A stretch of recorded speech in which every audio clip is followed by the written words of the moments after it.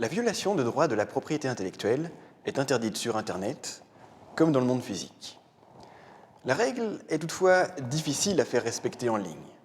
C'est pourquoi le législateur a mis à charge des intermédiaires de la société de l'information, qu'il s'agisse de Google, YouTube, Facebook ou Twitter, l'obligation de veiller à ce que leurs services ne soient pas utilisés pour porter atteinte aux droits de propriété intellectuelle de tiers.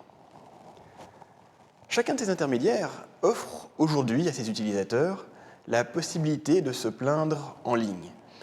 Il est ainsi possible de solliciter, sous condition, la suppression des contenus publiés en violation de ces droits. Les intermédiaires n'étant toutefois pas des juges, leur intervention est parfois excessive. Il existe notamment un risque d'instrumentalisation des procédures de contrôle pour porter préjudice à un concurrent.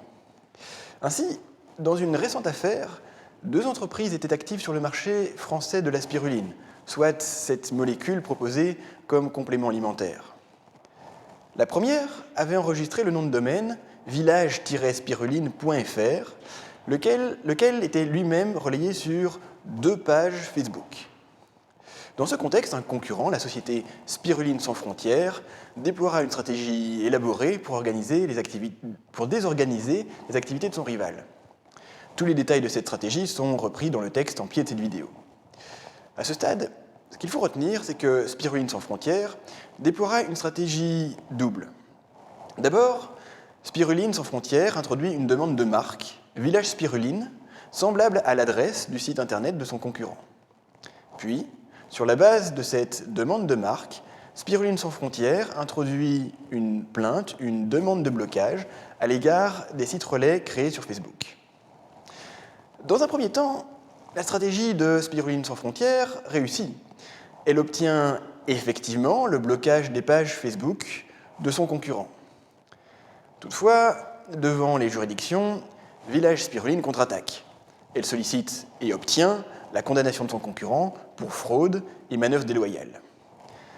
Ceci est justifié par le fait que le nom de domaine du site internet village-spiruline.fr avait été enregistré antérieurement à la demande de marque similaire, marque qui d'ailleurs n'avait jamais été utilisée commercialement par son titulaire, et pour cause.